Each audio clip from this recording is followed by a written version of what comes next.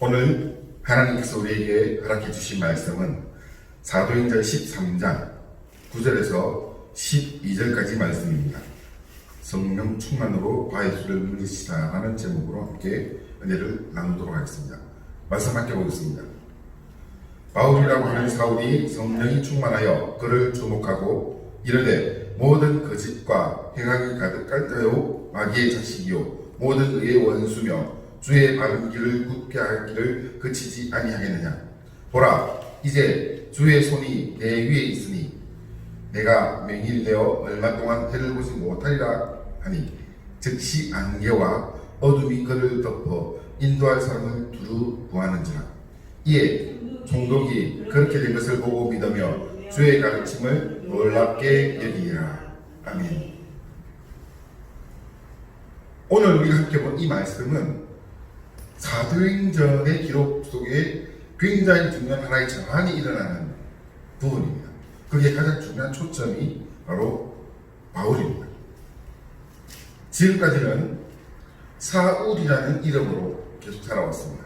그런데 오늘 우리가 읽었던 이 말씀에 그가 바울이라는 이름을 쓰기 시작했다는 것입니다. 왜 굳이 이렇게 같은 이름이었던 한 사람의 같은 이름이었던 바울 그리고 사울이라는 이름을 이렇게 특별하게 언급하면서 어떤 전환을 이루고 있는지 오늘 우리가 읽었던 이 말씀 속에서 자세하게 찾아보도록 하겠습니다. 먼저 말씀 보겠습니다. 9절과 10절 말씀입니다.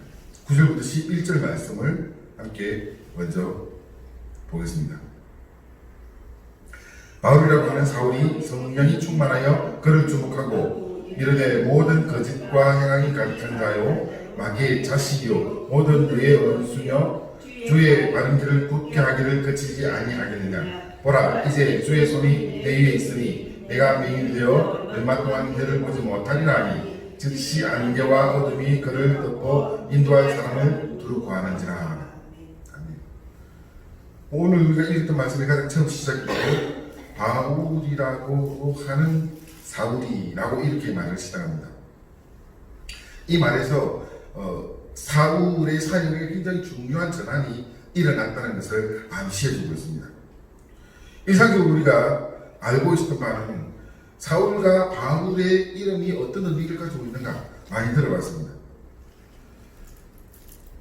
사울은 큰 자고 바울은 작은 자다. 이래서 바울이 아주 겸손하게 이제 하나님의 사역을 받들고 있다. 이렇게 보통 이해합니다. 많이 들어보셨을 겁니다. 근데 그거 아닙니다. 잘못 알려진 것이 바로 사울이 큰 자라고 해석하는 부분입니다. 근데 성경에 이 기록되어 있던 이 사울이란 말은 큰 자라는 의미를 가지고 있는 단어가 아닙니다. 사울의 이름은 히브리어 동사 사알에서 온 것입니다. 이 사알은 무슨 말인가 하면 구하여진, 구하다 이런 뜻입니다. 그래서 정확한 의미를 가지고 이야기한다면 사울이란 말은 하나님께 간구하다 이런 의미를 가지고 있습니다. 그리고 바울은 실제 작은 자라는 의미입니다. 먼저 이 사울이라는 이름은 사알에서 왔는데 바울이라는 이름은 어디서 왔을까요? 바울은 헬라어는 파울로스 그리고 라틴어에서는 파울루스에서 온 말입니다. 우리나라 말로 바로 직역했을 때는 바울이라고 이렇게 되는데 파울로스 내지는 파울루스라고 이렇게 읽는 게 맞습니다. 이 바울을 라틴어로 해석을 했을 때 작은, 낮은 이런 의미를 가지고 있는 형용사 바울로에서 유래한 이름입니다. 그래서 바울이 스스로 이제 바울이라는 이름을 사용했고 그 전에 사울이라는 이름도 함께 사용했습니다.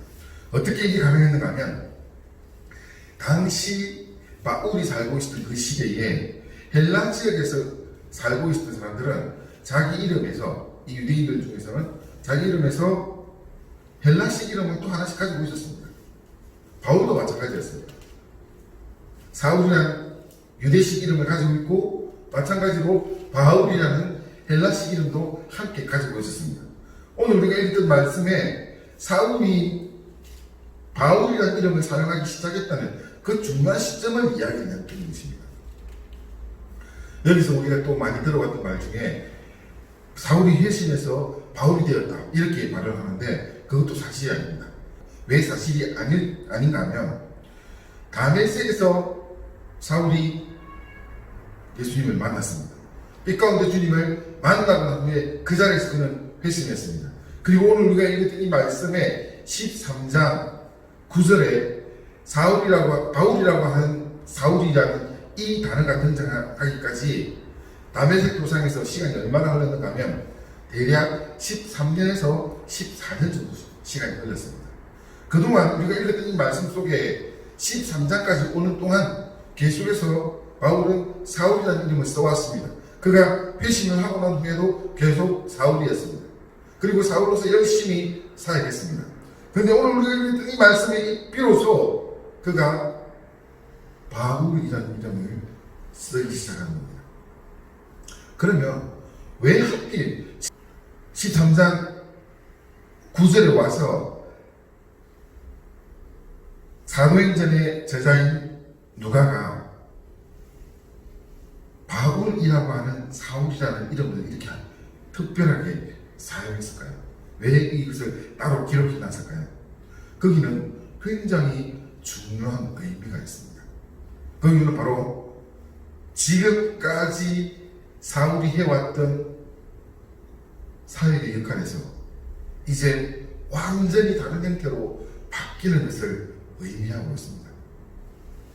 사울의 역할은 무엇으로 바뀌었습니까? 지금까지는 안디옥 교회에서 목회자의 모습으로 있었습니다. 그런데 이제 지금 현재 터키와 유럽 지역으로 복음 전도자로 되어서 나서기 시작한 것입니다.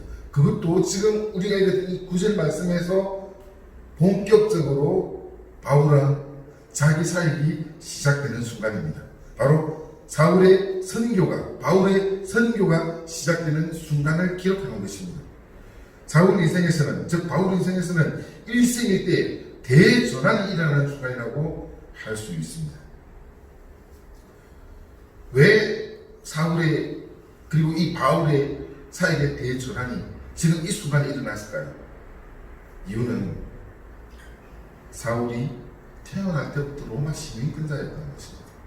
바로 그 이유입니다.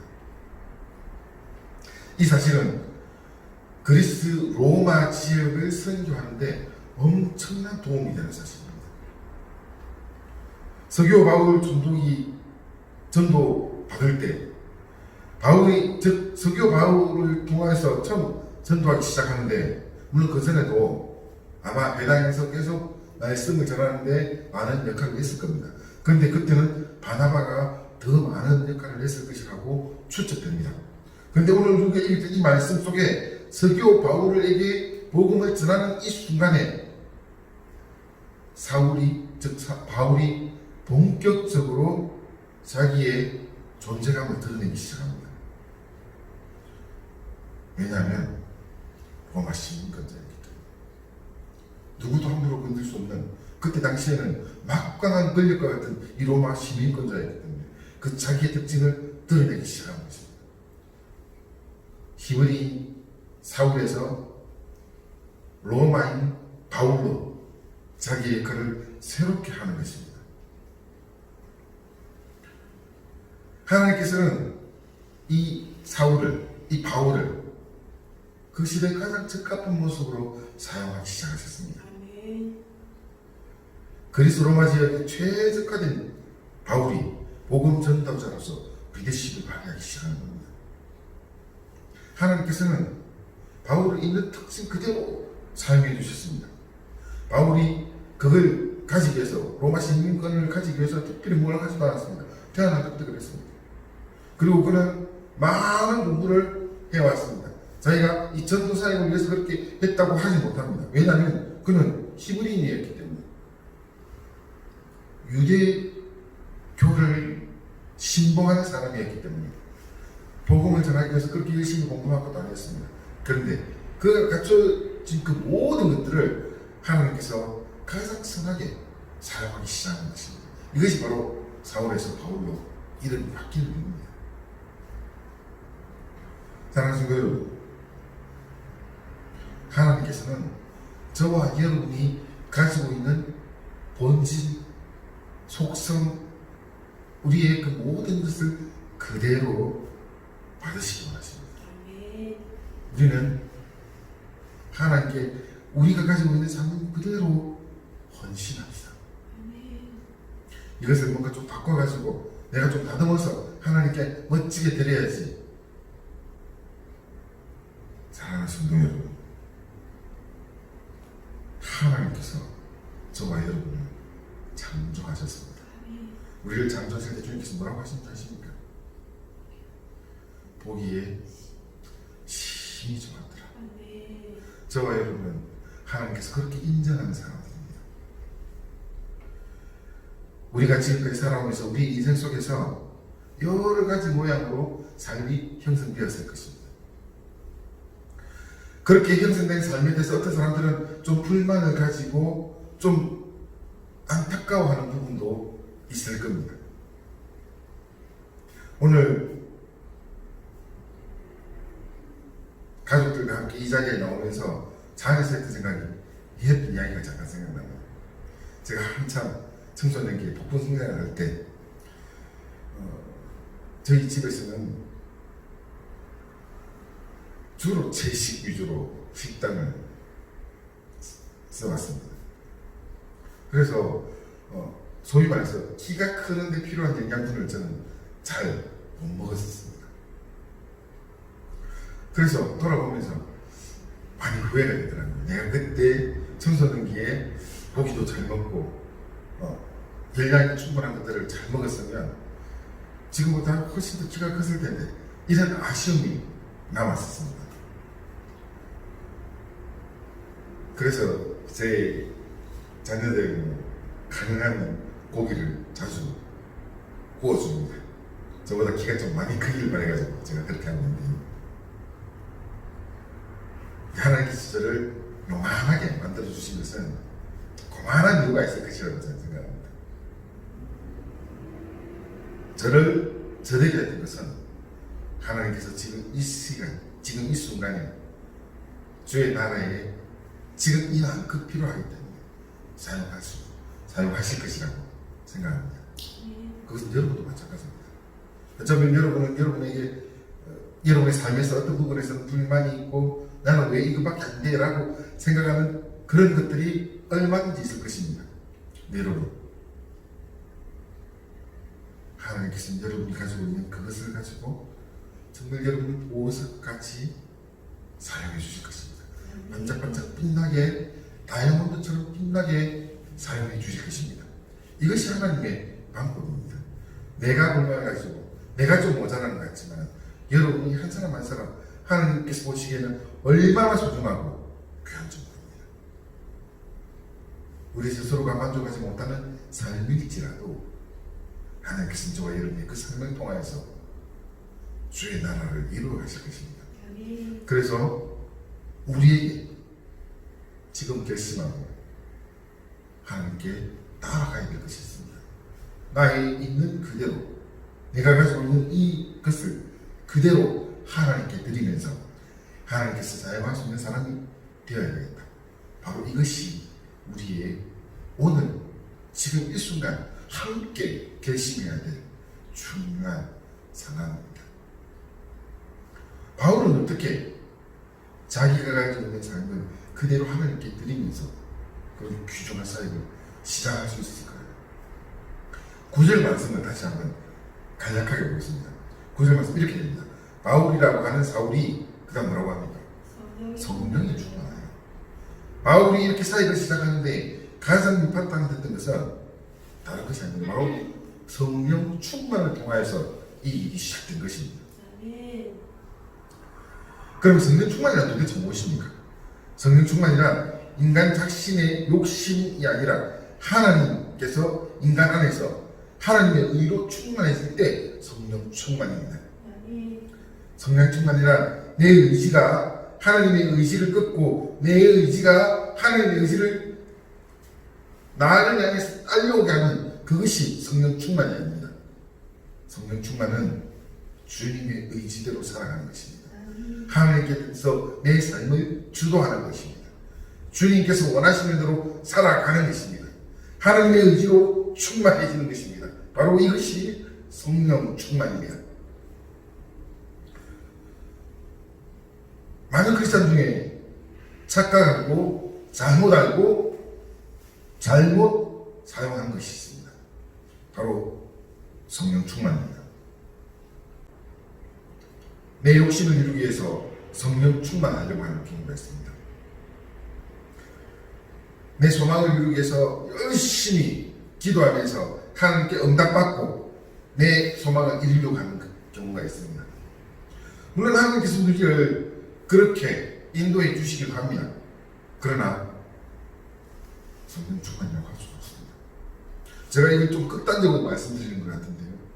성령 충만이라는 것은 내 의지가 아니라 하나님의 의지로 충만해지는 것입니다.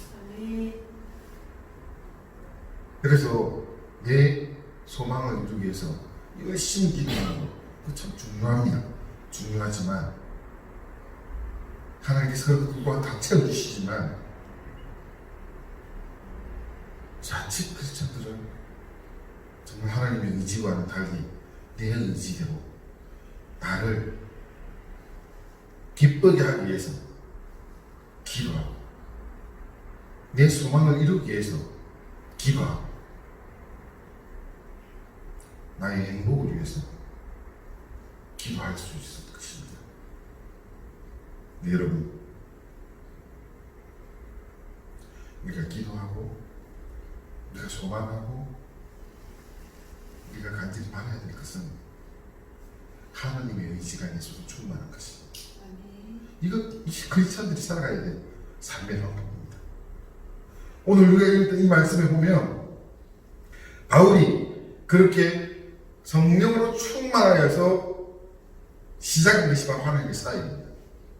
그 이후로 바울의 삶은 성령이 주도하는 하나님의 사람으로 사역을 시작하는 것입니다. 놀라운 하나님의 능력들이 그 가운데 드러나는 것입니다. 이것이 성령 충만입니다. 하나님의 의지로 충만해서 하나님의 뜻이 드러나가는, 오늘 이 시간 이 시대를 살아가는 우리에게도 얼마든지 가능한 일입니다. 내가 하나님께 온전히 드려질 때, 주님께서 내 삶을 주도해 가실 때, 그때 우리는 그것이 바로 성령 충만입니다. 보통 우리가 성령 충만하면 방언하고 예언하고 뭐하고 이렇게 성령의 9가지 열매를 생각하면서, 또는 성령의 은사를 생각하면서 그런 모습으로 드러날 것이야. 그것은 성령 충만 맞습니다. 그런데 그것은 현상입니다. 본질은 뭘까요? 본질은 하나님께서 내 속에 내 의지를 버리고 하나님께서 내 속에 내 의지가 아니라 하나님의 의지로 충만해지는 것입니다. 이것이 성령 충만입니다. 이것이 본질입니다. 그러니까 하나님의 의지로 충만해지고 하나님의 뜻이 충만해질 때 그때 방언이 나오는 것이고 그때 예언하는 것이고 그때 말씀이 선포되는 것이고, 여러분, 현상을 쫓아가지 마십시오. 이 부분도 제가 좀 극단적으로 말씀을 드리는 것 같은데, 현상을 쫓아가면서 이 본질이 따라갈 수도 있습니다. 그런데 자칫 잘못하면 현상만 쫓아갈 수도 있다는 문제입니다. 저는 그게 너무너무 걱정입니다. 방언을 열심히 하는데 그냥 방언하고 있을 경우가 있습니다. 말씀을 선포하는데 그냥 말씀을 선포할 수도 있습니다. 함께 사랑을 나누는데 내 욕심으로 사랑을 나눌 수도 있습니다. 본질은 무엇입니까? 바로 성령 하나님의 의지로 살아가는 것입니다. 이것이 성령 충만입니다. 우리 가운데 그렇게 성령이 충만해졌을 때, 하나님의 의지가 내 속에 충만해졌을 때, 그러면 우리가 살아가는 삶의 모든 부분에서 바로 주님의 의지가 들어가는 것입니다. 이것이 성령 충만입니다. 사랑하는 성도 여러분, 이런 성령 충만하는 사람들은 방언하지 않아도 하나님과 교통하는 것입니다. 주의 말씀이 그 입에서 늘 능력 있게 드러날 것입니다. 삶 속에서 예수 그리스도의 삶의 흔적이, 향기가 드러날 것입니다. 이것이 바로 성령 충만. 본질을 추구하지 않고 현상을, 겉으로 드러나는 모양을 추구하다 보면 방언하고 말씀 행하고 서로 사랑하고 함께 화목하게 나누는데 그 속에는 여러분 정말 놀랍게도 썩어가는 냄새가 납니다. 왜냐하면 성령의 의지가 그 속에 담겨져 있지 않았거든요. 모양만 흉내내거든요. 이거 얼마나 많은 줄 아십니까? 이런 것들이.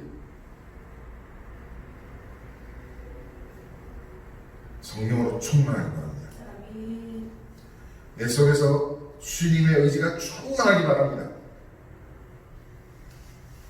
그것이 본질입니다.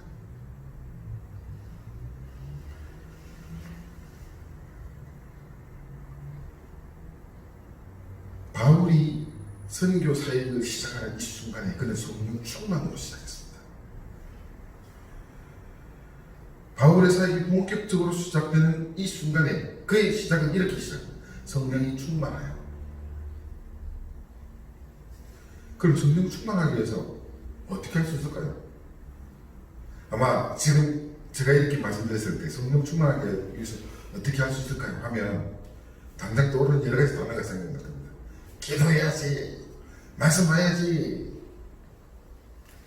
하나님 뜻대로 열심히 나아가야지. 그거 아니라는 건 아닙니다. 그런데 다시 한번 말씀드립니다. 본질을 채워야 됩니다. 기도 당연해야 됩니다. 말씀은 당연히 모는 겁니다. 그건 그냥 삶입니다. 성령 충만하기 위해서 하는 것이 아니라 기독교인이라면, 그리스도인이라면 당연히 하는 겁니다. 하나님과 교통하고 말씀 통해서 더욱더 나아가고 성도와 함께 거룩한 교제를 하고, 이거는 성령 충만하기 위해서 하는 것이 아니라 그냥 그렇게 사는 겁니다. 그럼 도대체 성령 충만하기 위해서 무엇을 해야 됩니까?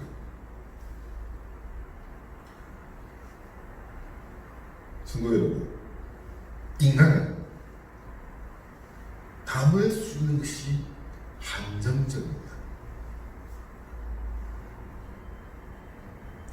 나에서 100을 채워줬다면 성령으로 100을 채우기 위해서 내 속에 있었던 것을 비워야 됩니다. 바로 이것이 성령 충만의 방법입니다. 자기 자신의 삶을 비우고 하나님으로 충만해지는 것, 이것이 성령 충만의 비결입니다. 성령 충만하기 위해서 그래서 철저히 자신을 비워야 됩니다. 하나님께서 주도하는 삶을 살아갈 수 있도록 자기 자신을 내려놓아야 드려야 됩니다. 이것이 성령 충만입니다. 하나님의 의지로 충만하여서 살아가는 겁니다. 오늘 우리가 읽었던 이 구절 위에 바울의 삶을 한마디로 특징한다면 바로 이것입니다. 자기 자신을 비우고 성령 하나님으로 채우는 삶을 살아갔습니다. 하나님의 사람으로 살기 위해서는 자신을 비워야 됩니다. 이건 진리입니다. 내 것도 가지고 있고 하나님으로 채워봐야지 불가능한 일입니다. 내 욕심과 이기심 이것과 함께 하나님의 사람으로 살아갈 수 있을 것이라고 생각하지 마십시오. 되지 않는 일입니다. 그런데 여기서 한 가지 정확하게 구분해야 될 말이 있는데요. 구원받지 못한다는 말은 아닙니다. 극도의 이기적인 모습을 가지고도 주님께서 우리를 위해서 피흘려 주셨습니다. 정말 죽을 수밖에 없는 그런 죄인을 향하여서 주님께서 피흘려 주셨습니다. 그때 주님께서 우리의 죄를 속량해 주실 때 우리의 어떤 모습입니까? 우리 죄인입니다. 거룩하지 않습니다. 우리는 거룩할 수 없는 존재들입니다. 그래서 극단적인 이기적인 신명을 가지고 살아간다 해도 하나님께서 우리를 구원하실 것입니다. 이것은 하나님께서 나를 구원하신다는 확증을 하고 난 뒤에 바뀌지 않는 일입니다. 그래서 구원과는 무관한 일입니다. 성령 충만자 구원과는 무관합니다. 그런데 어떤 사람들이 성령 충만 받아야 합니까? 그리스도인들은 성령 충만 받아야 됩니다. 하나님의 사랑으로 살아간다면 성령 충만 받아야 합니다. 자기 자신을 비우고 하나님으로 충만하지 못한다면, 성령으로 충만하지 못한다면 하나님의 사람으로 살기가 너무너무 어렵습니다. 바울이 이런 고백하지 않았습니까? 내 안에서, 나는 죄인 중에 개수다. 내 안에서 하나님의 선함을 따르려고 하는 것과 세상의 악함을 따르려고 하는 이 두 가지가 내 안에서 싸운다. 바울이 그런 고백을 했습니다. 저와 여러분은 하나도 다를 것이 없는 더 비참한 사람들입니다. 그래서 우리 안에서 끊임없이 이런 갈등들이 일어날 것입니다. 이거 당연한 겁니다. 그런데 크리스찬들은요, 기독교인들은요, 하나님의 사람은요, 끊임없이 이 싸움에서 이기려고 발부둥 쳐야 된다는 것입니다. 그것이 내 자신을 비워나가는 것입니다. 하나님 뜻으로 충만하게 내려놓는 것입니다. 성령 충만한 방법은 철저히 자신을 비우는 방법 외에는 없습니다. 기도 열심히 한다고 성령 충만 받을 것이라고 생각하지 마십시오. 기도 열심히 하기 위해서 자기의 것으로 가득 차서 그 욕심으로 뜨륵뜨륵 하나님께 기도한다면 여러분 정말 놀랍게 하나님께서 들어주십니다. 성령 충만과는 전혀 무관한 것입니다. 네 욕심을 위해서 말씀을 보고 하나님께서 나에게 어떤 길을 인도해 주실지 그걸 찾기 위해서 발버둥을 친다면 성령 충만과는 무관한 것입니다. 비우고 하나님을 받아들입니다. 비우고 내려놓고 하나님으로 채워지는 것. 이것이 성령 충만입니다. 우리의 삶 속에서, 우리의 생각 속에서, 우리의 모든 인지 속에서 싱크테크가 비워지고 하나님의 것으로 채울 때, 그때 성령 하나님께서 우리 가운데 좌정하시고 우리를 인도하실 것입니다. 네. 함께 말씀을 보겠습니다. 오늘 본문 10절입니다. 이르시되 모든 거짓과 악행이 가득한 자요 마귀의 자식이요 모든 이의 원수요 주의 바른 길을 굳게 하기를 그치지 아니하겠느냐. 바울이 예수에게 했던 이야기입니다. 너 이런 사람이지 라고 이야기합니다. 여기에 바울이 지적했던 예수의 특징이 네 가지로 나오는데 이 네 가지의 특징이 바로 사단에 속한 자의 특징입니다. 첫 번째, 거짓과 악행이 가득한 자입니다. 사단의 굉장히 중요한 특징이 뭔가 하면 거짓입니다. 진실을 말하지 않고 속이는 겁니다. 사단에 속한 자의 특징이 또한 마찬가지입니다. 속입니다. 진실을 말하지 않습니다. 남들의 눈을 현혹시킵니다. 거짓으로 선동합니다. 이게 바로 사단에 속한 자들의 특징입니다. 두 번째, 이 사단에 속한 자의 특징은 바로 마귀의 산식으로 살아갑니다. 숭배합니다. 악을 숭배합니다. 그걸 너무너무 좋아합니다. 어떤 모습으로 나타나는가요? 예를 들어 남과 괴롭혀가지고 그 괴롭힘을 당하는 사람들의 모습을 보면서 쾌감을 느낍니다. 이 정상적인 사람이라면, 정상적인 사고를 가지고 있다면 이거 그렇게 생각할 수 없는 것인데, 누군가를 괴롭히고 그렇게 괴롭힘을 당하는 사람들이 괴로워하고 힘들어할 때 그것을 즐거워하는 것, 이 얼마나 악한 모습입니까? 마귀의 자식들의 모습입니다. 또 이 사단에 속한 자의 특징이 뭔가 하면 모든 이 원수로 만들어가고 관계를 깨고 서로 미워하게 하고 프레임을 짜서 서로 대립하게 하고 사단에 속한 자의 모습입니다. 이간질하고 서로 싸우게 만들고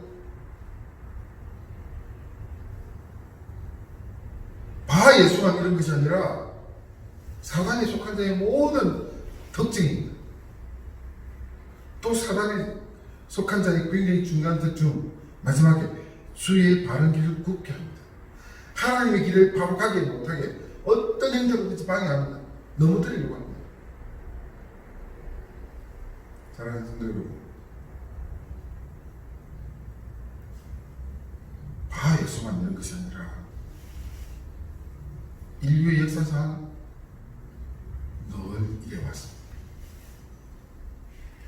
수많은 사람들이 이 길을 갔습니다.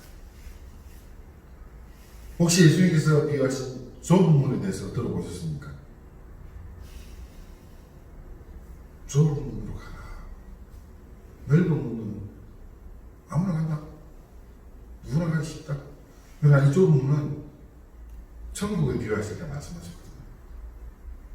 이 넓은 문과 좁은 문이 이야기하겠습니까? 넓은 문은 사단 마귀가 닦아놓은 길입니다. 거기로 수많은 사람들이 너무너무 쉽게 갑니다. 거짓과 악행이 가득해 해서 마귀의 자식이 되어서 모든 이 원수를 만들어가면서 주의 바른 길을 굽게 하면서 거기 갑니다. 너무너무 쉽거든요. 선동하고 악을 이야기하고 거짓을 퍼뜨리고 그러면서 바른 진리로 살아가는 그리스도인들을 괴롭히는 거예요. 힘들게 하는 것입니다. 여러분 한번 생각해 보십시오. 이 인류 속에서, 인류 역사 속에서 예수 믿는 사람들은 왜 그렇게 고난받으면서 살아야 했을까요? 예수 믿는 사람들이 그렇게 악할까요? 윤리 도덕의 기준으로 볼 때도 그리스도인들은 훨씬 더 선하고 착한 사람들입니다. 그럼에도 불구하고 비난받고 손가락질받고 미움당합니다. 왜 그럴까요? 사단에 속한 자들이 너무 많거든요. 그런 세상입니다. 그 속에서 살아가고 있는 겁니다. 오늘 우리가 읽었던 이 말씀의 10절에 바예수의 특징이 바예수만의 특징이 아니라는 겁니다.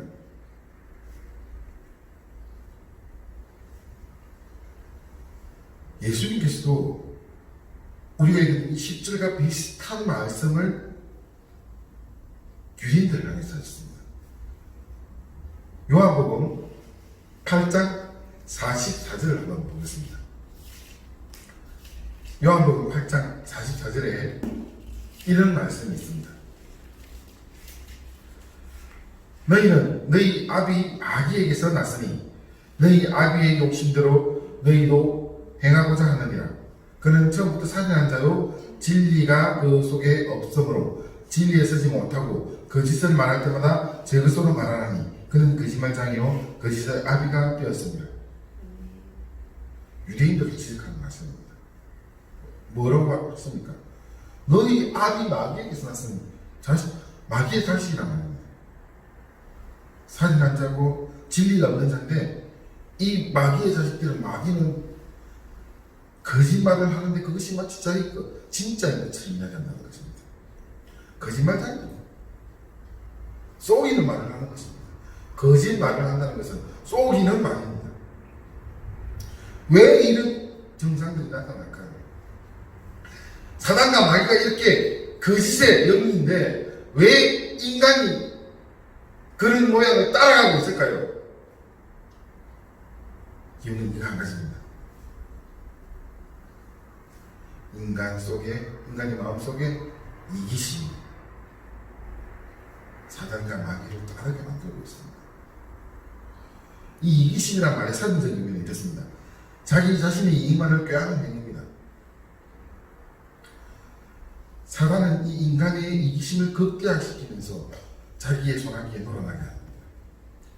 너 저 사람 밉지, 미워해, 저 사람이 이거보다 더 많이 가졌네, 미워해, 질투해. 그래서 저 사람을 넘어뜨리려고 수단과 방법을 가리지 말고 거짓으로 소문도 내고 거짓말로 그 사람을 곤란하게 만들어. 그래서 네가 원하는 거 가져가. 경쟁을 해서 어쨌든지 이기려고 해봐. 선의의 경쟁이 아니라 넘어뜨리는 경쟁이냐.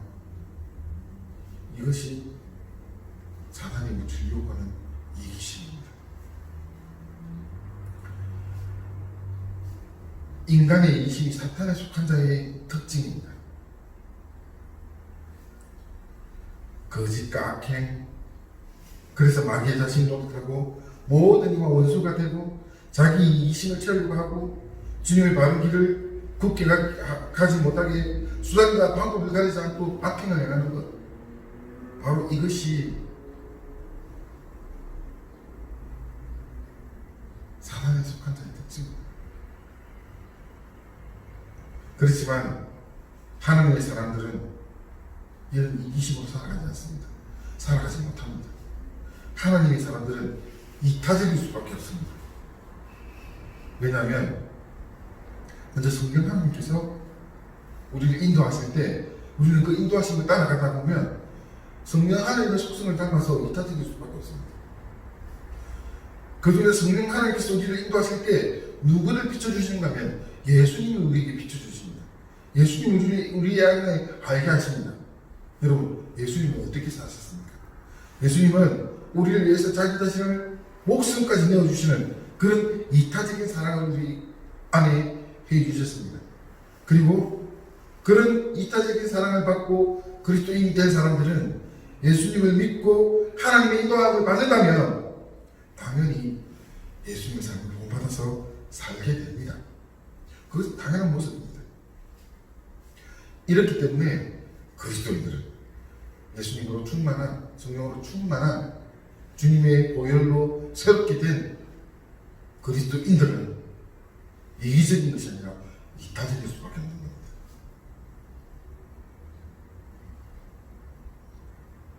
그리스도인 중에서 크리스찬들 중에서 이타적이지 못하고 이기적인 모습으로 그런 생각에 사로잡혀서 산다면 생각해봐야 됩니다. 성령 하나님의 인도함을 내가 받고 있는지, 아니면 자신의 욕심 때문에 하나님과는 무관한 삶을 살고 있지는 않는지 돌아봐야 합니다. 성령의 인도하심을 받으면서 살아갈 수 있는 우리 안에 교회 성도 되기를 주의 이름으로 축원합니다. 말씀을 계속 보겠습니다. 11절과 12절 말씀입니다. 보라, 이제 주의 손이 내 위에 있으니 내가 맹인이 되어 얼마 동안 해를 보지 못하리라 하니, 즉시 안개와 어둠이 그를 덮어 인도할 사람을 두루 구하는지라.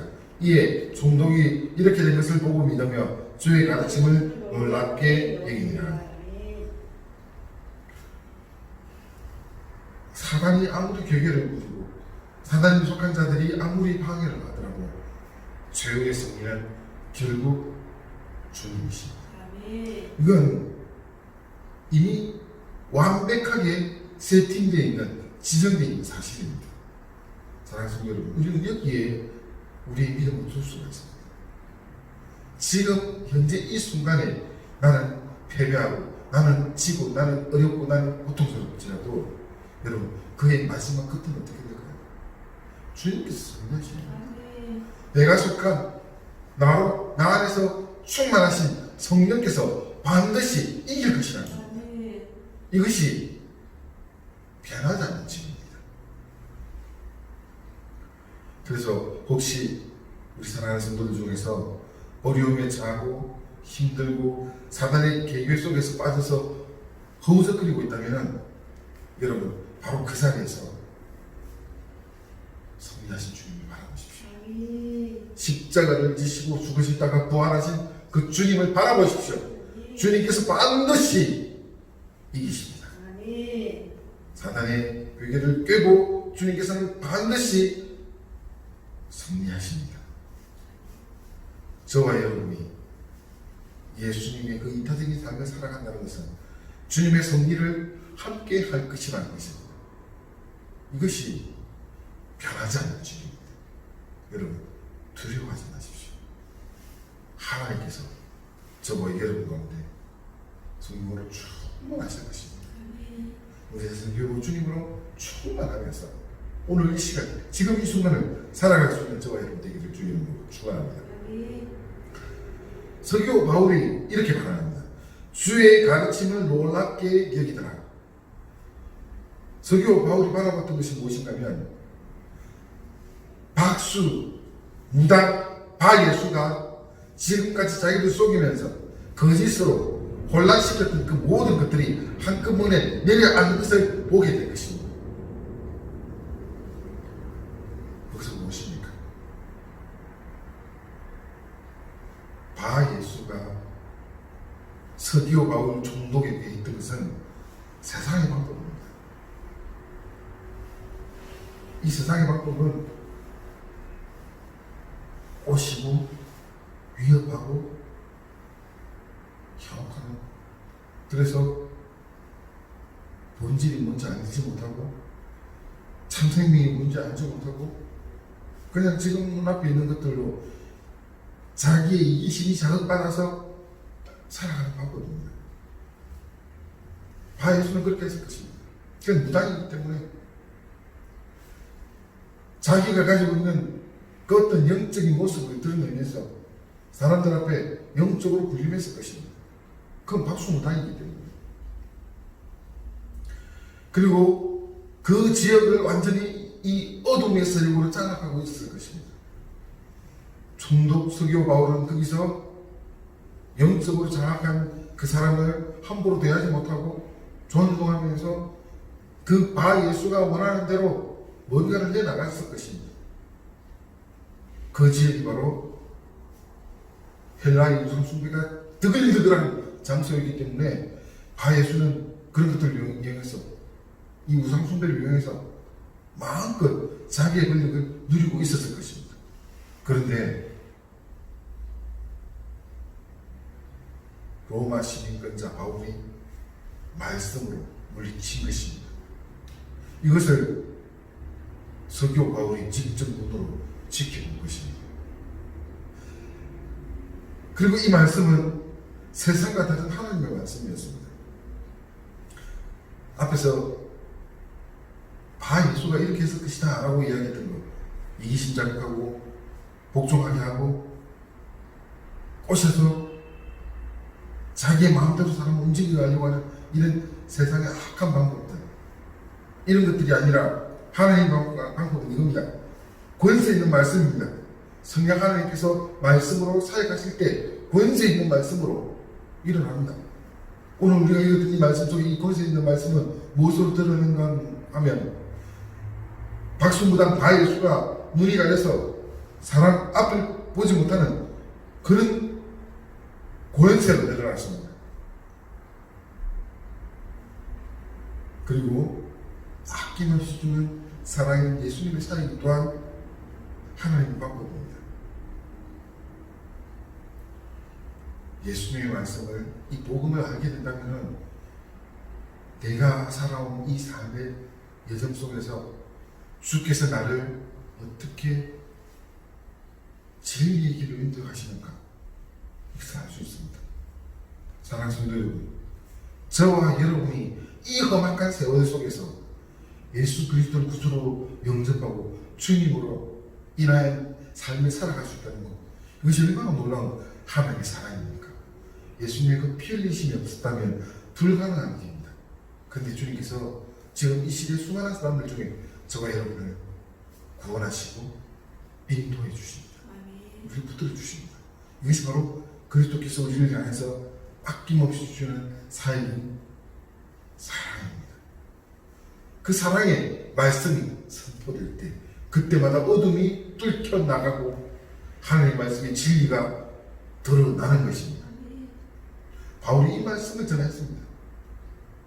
그래서 서기오 바울이 주의 가르침을 듣고 놀랍게 했다고 하는 것입니다.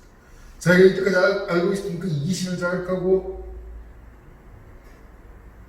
자기 마음속에 욕심으로 무언가를 해야만 이룰 수 있을 것이라고 생각했던 그것들이 무너지고, 그것이 아니라 이타적인 그저 아낌없이 주는 하나님의 사랑은 이런 것이라는 것을 알게 됐을 때 지식인이었던 이 서기오 바울이 그 가르침에 놀랍게 되는 것입니다. 한 번도 들어보지 못한, 세상에서 그런 진리라는 것을 알지 못했던 이 서기오 바울이 이 말씀을 듣고 새로워질 수 있었던 것입니다. 바 예수의 방해가 아무리 강하게 말씀이 제 말씀이 못하도록 방해하더라도 복음은 더욱 강하게 전해집니다. 하나님의 말씀은 신명확thực 때문에 이 바예수를 통해서 하나님이 살아계신 것이 드러났습니다. 이것이 하나님 방법입니다. 그 결과 바예수를 지켜보고 있었던 성경에 보면 바예수의 친구라고 되어 있거든요. 서기오 바울이 바예수의 친구였던 이 서기오 바울이 사도행전에서 기록되어 있는 최초의 로마 고위층의 그리스도인이 되는 것입니다. 이것이 하나님 방법입니다. 사랑하는 성도 여러분, 우리가 지금 살아가면서 정말 이해되지 않는 일들이 많이 있을 것입니다. 왜 이렇게 되지? 뭐 때문에 이런 거지? 그리스도인이 세상을 살면서 고난 속에 있는 것은 당연한 일입니다. 여러분 이걸 이상하게 여기지 마십시오. 그런데 그 고난 속에 성도들이 바라봐야 될 것이 있습니다. 성령 하나님께서 성도들을 감동케 하시고 성령으로 충만케 하시면서 오늘의 이 고난을 이기게 하셨습니다. 더 나아가 성령 하나님께서 이 고난을 통하여서 주님의 일을 이루어 가셨습니다. 고난 가운데 계십니까? 어렵습니까? 그럼 우리 기도합시다. 기도해야 될 방향이 이겁니다. 하나님 지금 이 고난을 이기게 해 주시옵소서. 이거 아닙니다. 그것이 아니라 이 고난을 통하여서 하나님께서 나를 사랑해 주시옵소서. 이 고난을 통하여서 주의 일이 이루어지게 해 주시옵소서. 저와 여러분이 살아가는 이 삶의 현장 속에서 저와 여러분이 함께 당하고 있는 이 고난의 현장 속에서 바로 그곳에서 주의 일이 일어나기를 주의 이름으로 축원합니다. 그래서 저와 여러분의 삶을 통해서 하나님께서 승리하는 그 놀라운 역사가 일어나기를 간절히 소망합니다. 기도하겠습니다.